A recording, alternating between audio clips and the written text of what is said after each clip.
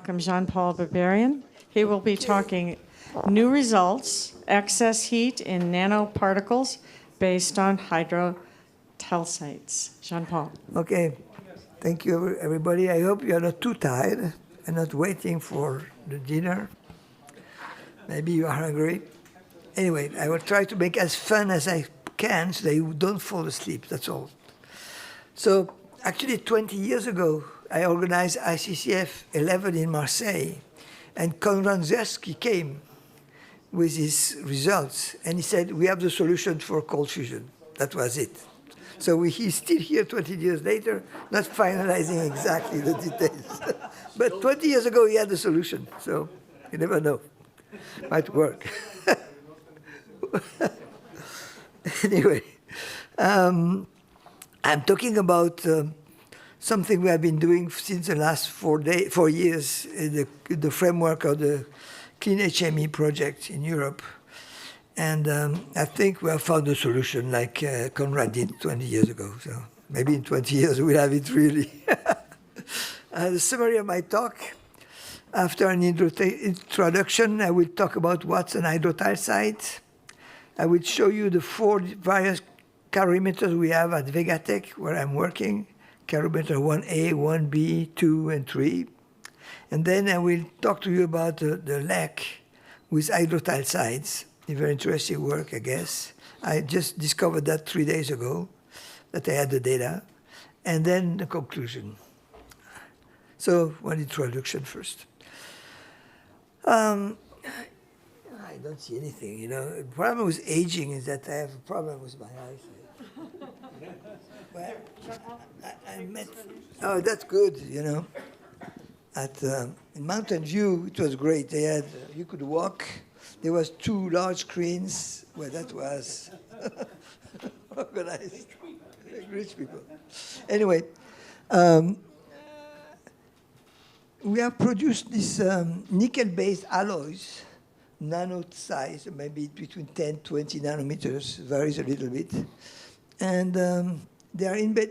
Arata did the same thing years ago with palladium first and then palladium nickel in zirconium oxide with a complicated technique with spin melting and things like that.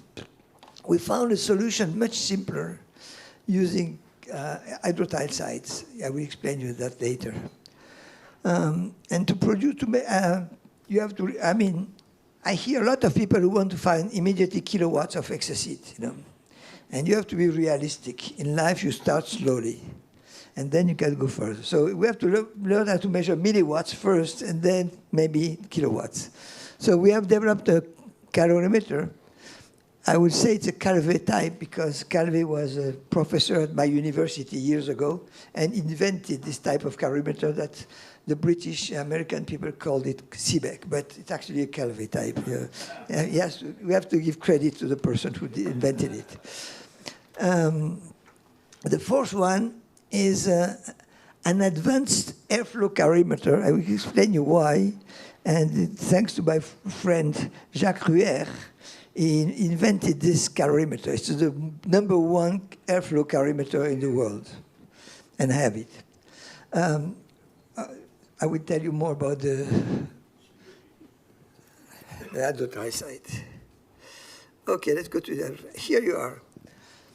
Hydrotalcite is a lamellar product material, mainly with magnesium, but you can replace magnesium with nickel and copper, for instance, or other metals. You do it by in liquids, so there's plenty of water. After that, when you dry it, you have a green powder, but when you heated it at high temperature with the procedure, high temperature, under hydrogen, you end up with nickel nanoparticles that you can see on the right side of the slide here. 10, 20, 30 nanometers in diameter, embedded in aluminum oxide. So it's very similar to Arata was doing and Takahashi is doing, but instead of zirconium oxide, we have aluminum oxide. It's very similar.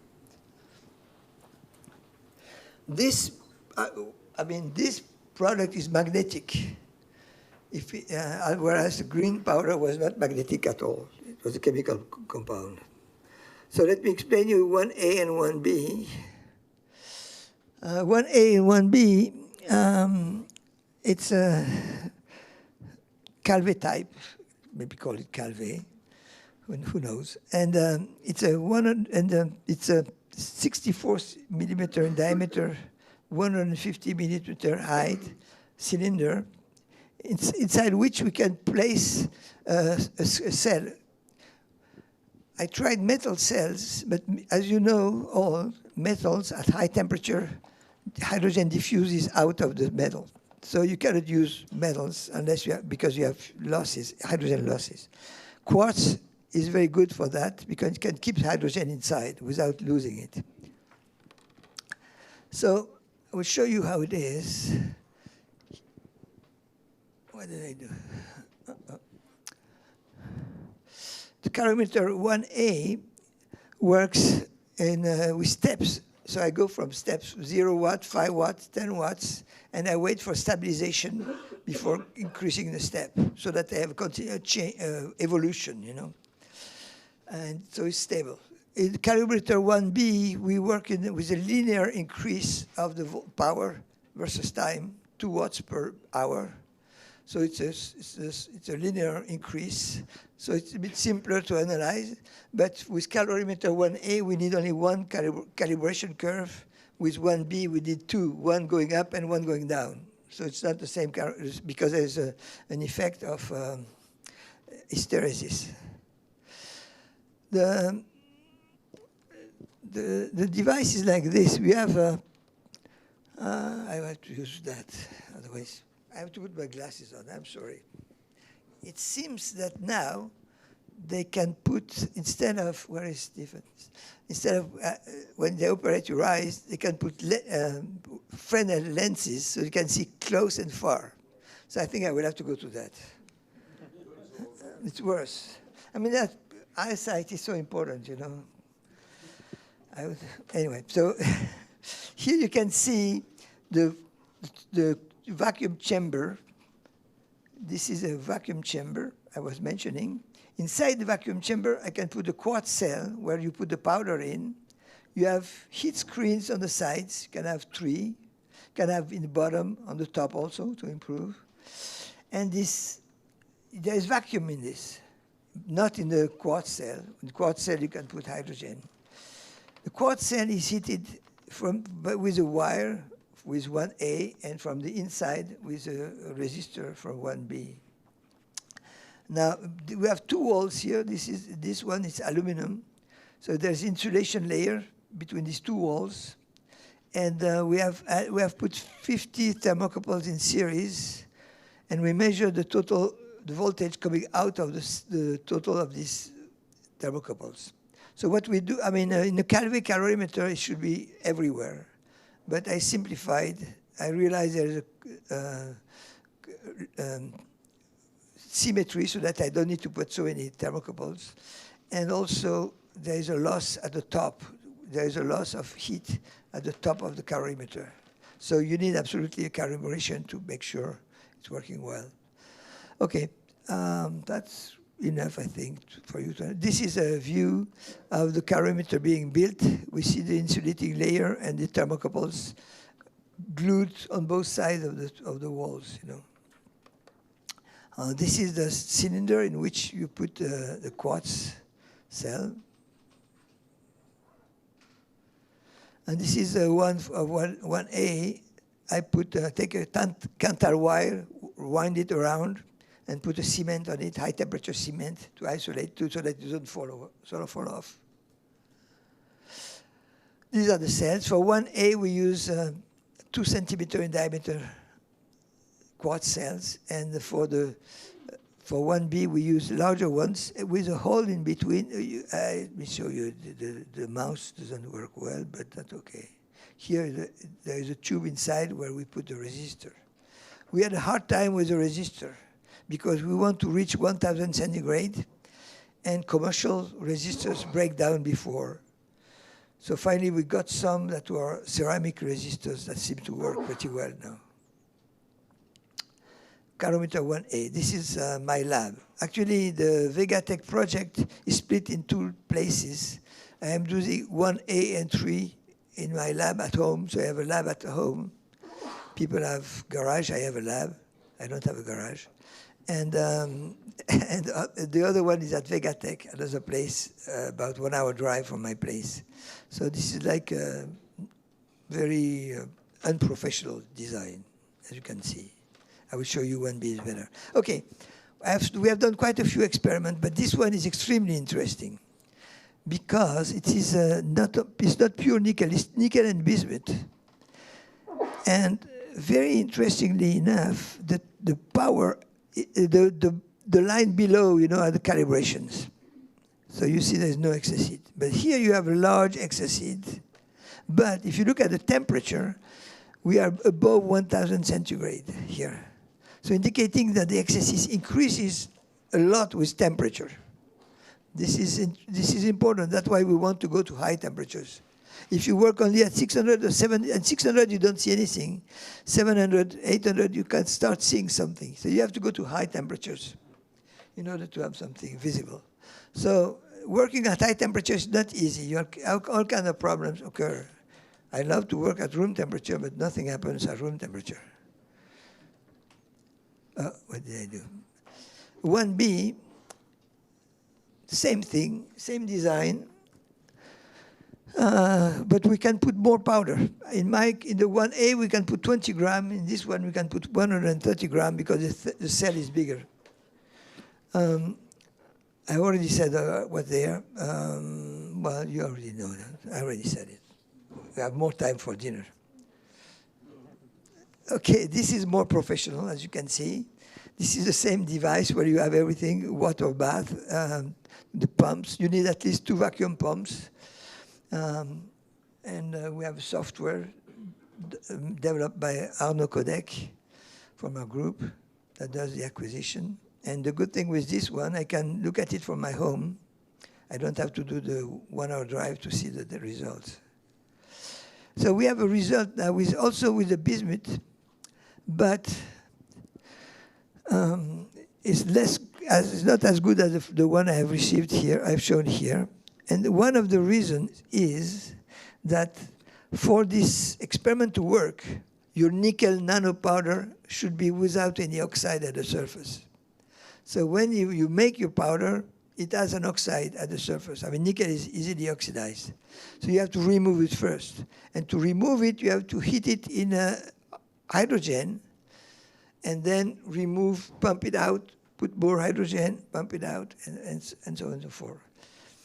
The good results we had were always with no oxide at the surface. And surprisingly enough, days after removing the powder from the reactor, it was still without oxide at the surface because we could see it by X-ray diffraction. So this experiment, we didn't do that many cycles, whereas on the other one, we had many more cycles. And the temperature was much higher, too. Anyway, it was the first confirmation with a different calorimeter of our results.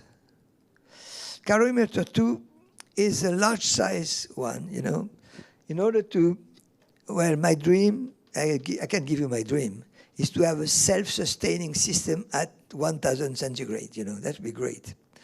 So you could cut the power and keeps hot.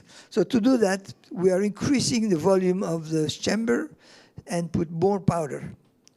In principle, we could put like 800 grams. So if with 10 grams, we have 10 watts. Can you imagine? With 1 kilogram, you have more than enough to heat it up. The quartz cell is, the reactor is much wider. It's 10 centimeters down in diameter instead of 64. And we are using 3 resistors to heat the tube, the cell, sorry. So the problem was, okay, here you can see the design, the setup with the cell, quartz cell, and the reactor, the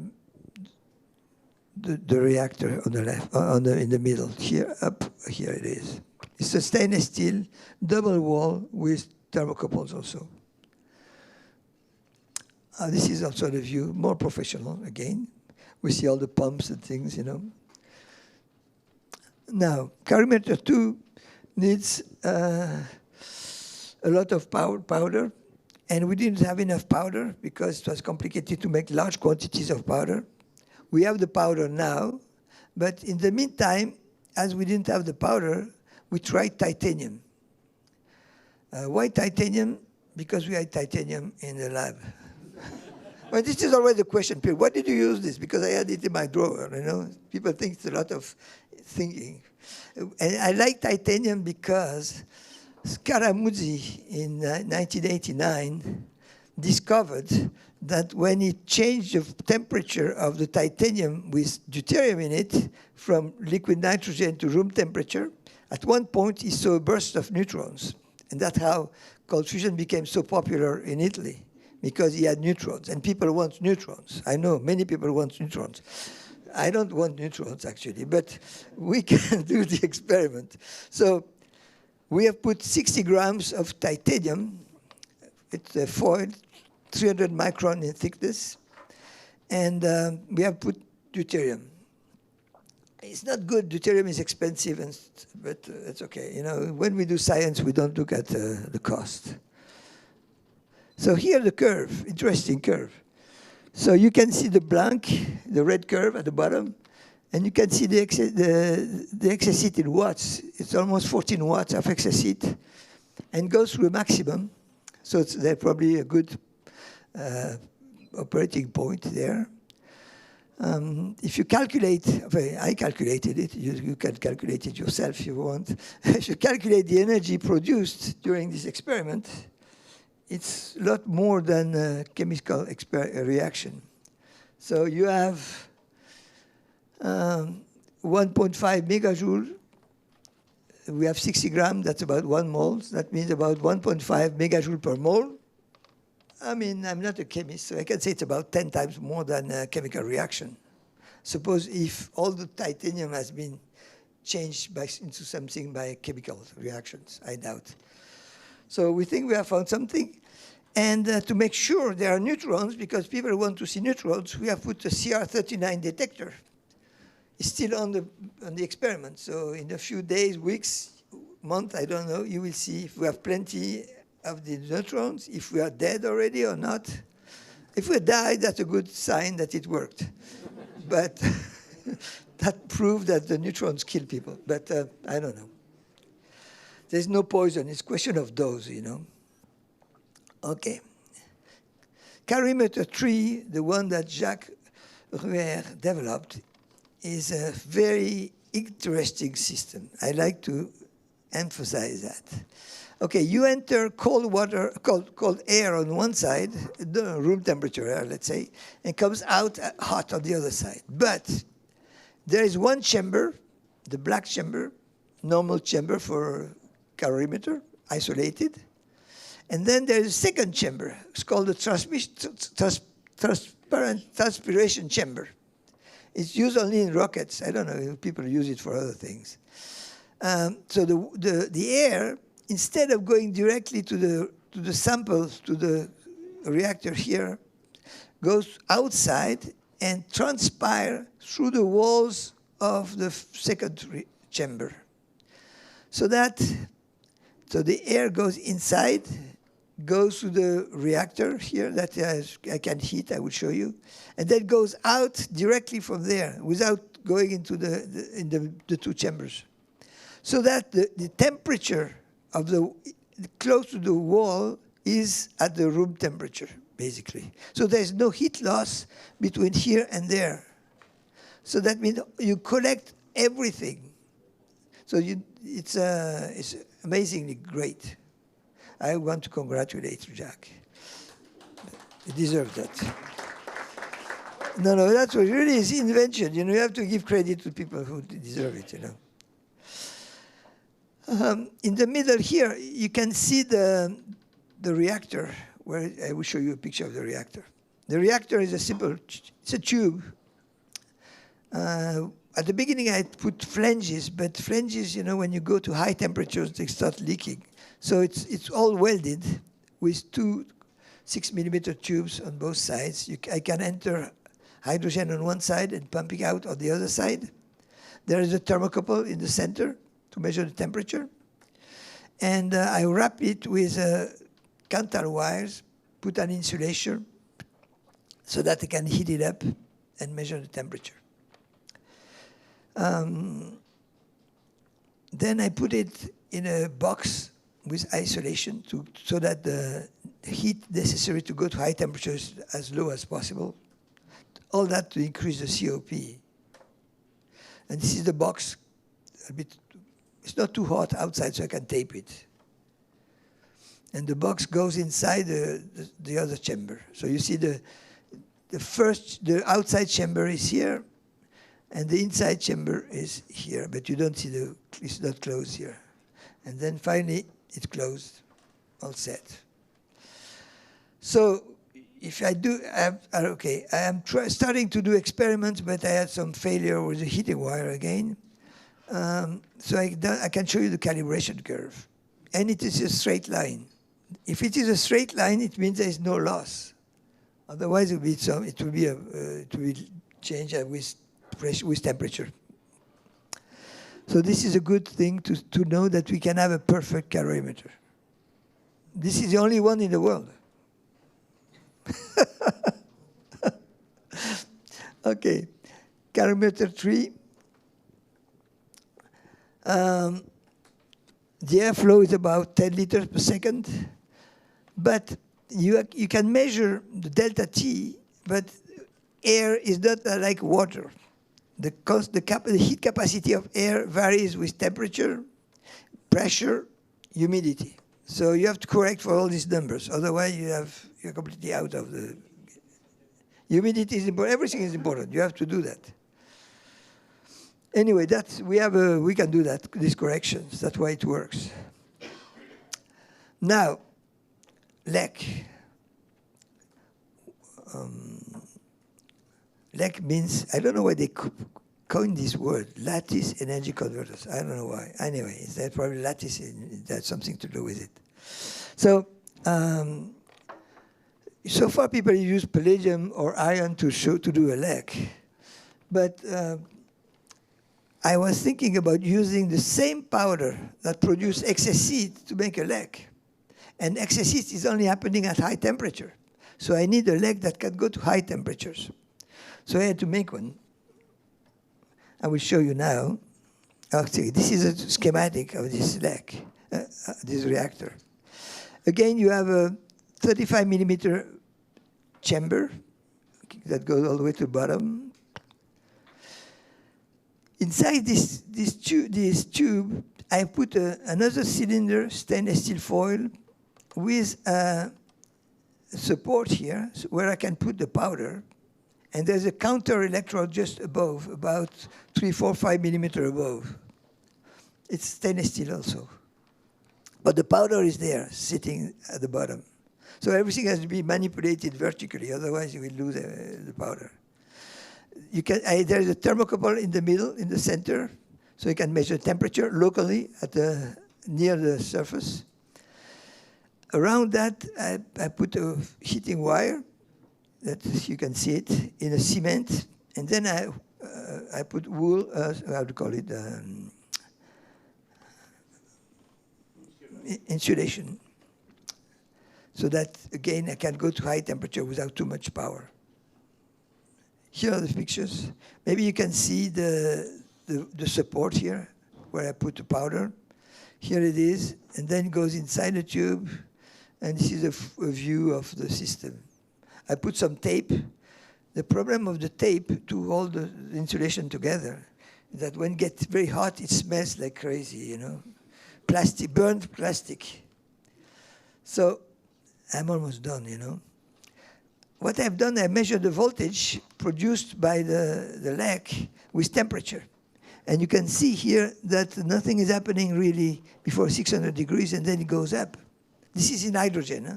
I put 1 or 2 atmosphere of hydrogen.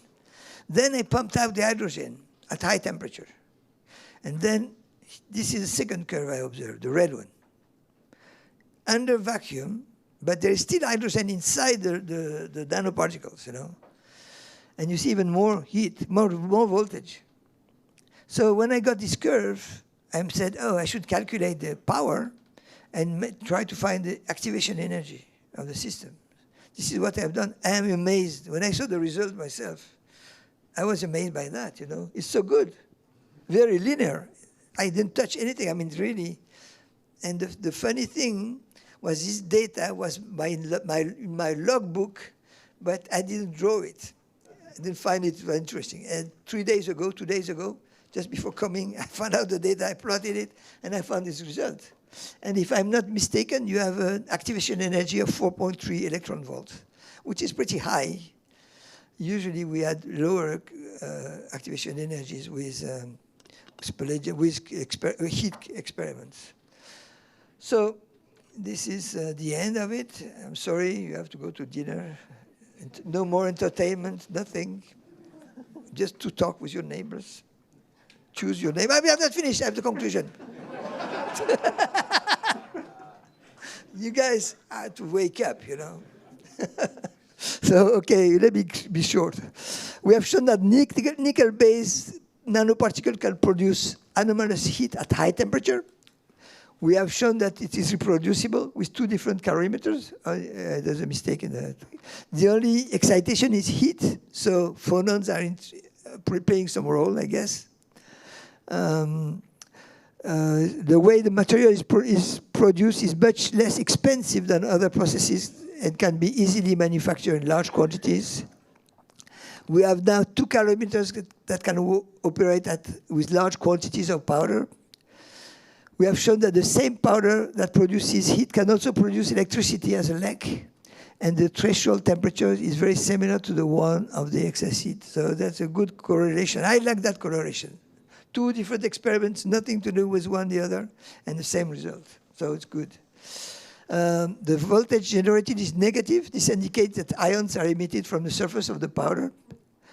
Now, in order to go one step further, we have to show that the effect can be amplified by increasing the quantity of powder. But that's, every cook knows that cooking for one person, rice for one person in one thing, cooking rice for 1,000% is another thing. So I'm not into large quantities of food, you know. So we have to learn.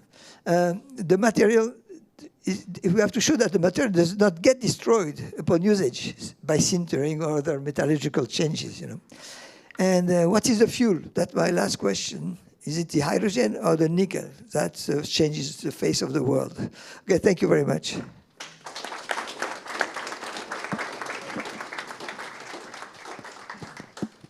Yes, Frank.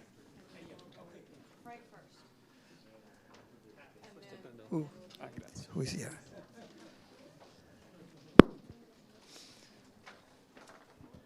Congratulations, Jean-Paul. You're the first one to replicate a LEC, and I've been encouraging people at these meetings, if you're having powder that will work in your cell, try it in a LEC. And so far, we're 2 for 2. We've done it, and you've done it, and I hope some of the other people will take advantage of this invitation and use your powder and see whether or not it works. Thank you. Hello? Yeah? Okay. May I? Yeah. It's here. Yes, see you. Thank you for the presentation. Congratulations. And I want to ask, I'll just go straight to the last 3 points. What would you need to address these challenges? So you and your team in terms of time, material, money, people. Okay, a lot of people come to see me and say, how can I help you? I say, give me time. But nobody wants to give me time. You know? Okay. I'm only 78 and I like to be younger, but that doesn't work. So I need more time, that's all. We need people also. And we need some means and collaboration, everything like that. Yes, we need people. Another question, maybe it's more technical. You place there as a feature that the excitation is only thermal. Yes. But why not add also electrical excitation, like Professor Celani? Oh, yeah, I know why. because in calorimetry you have two problems: input power, output power. Yeah. Okay. Input power with pulses is headache. Yes, I know. And I want to use only DC. I want to use DC because I know how to multiply voltage by current. Okay. That's easy. It's okay. I got it. That's the reason why I don't want to go into complicated things. I like to make life simple. That's my thing, you know. Okay. Thank you. Okay, very simple question. You told that the powder is magnetic. Yes. Up to which temperature? Oh, I don't know. I didn't measure above the Curie temperature, but probably stopped there. Sorry? 358. Curie temperature of nickel is 358 degrees C, that's all. But Nickel 340. 58, yeah. Okay. Yeah, but I didn't do the measurement because Okay, it's too hot. But there I is, agree with you. I okay, don't there know. is- I okay. didn't measure it, but I In guess that it is. way, okay. Because we know it's magnetic at room temperature, and before reduction it's not magnetic at room temperature. Okay. So, Robert, has a microphone. Thank you, Jean-Paul. Very, very nice presentation. How do you stop the metal sintering? Is it in a sort of matrix of some type? Yeah, that's what I say. Yeah. It's like the matrix is alumina. Right, okay. You've seen it. Yeah.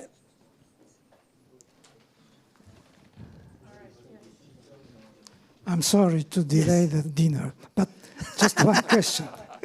Go ahead. Usually, bismuth has a very low temperature to liquorized. I mean, phase transition from solid to liquor.